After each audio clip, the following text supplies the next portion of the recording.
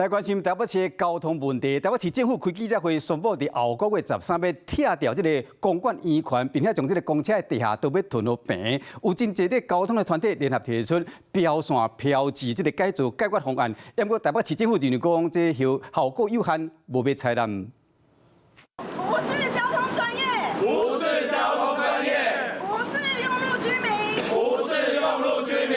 交通团体学生代表做会话口号。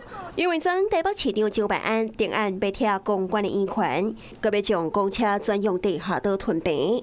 这个决定唔但影响公车，就连外省产业也叫苦连天。那如果要强制把地下道填平的情况下，这些车流刚刚提到的每小时大概约300辆的车流回归到地面上，我不确定这样子的车流拥塞程度会严重成什么样的状况。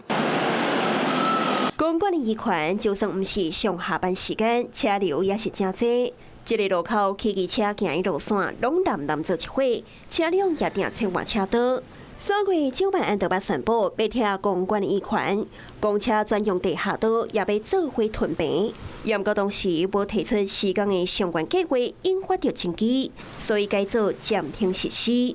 不过到伫昨宣布9月13动工拆除，希望会当改善电线车灯伫市内事故拢排第一的问题。现场因为标线设计不当的问题，才会造成北市府口中所说的连续7年肇事第1名。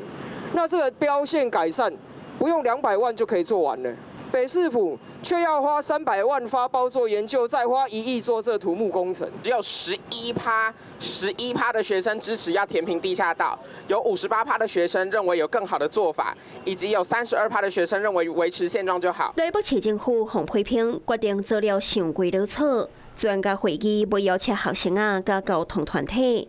台北市政府宣布要拆圆环，也引发着争议。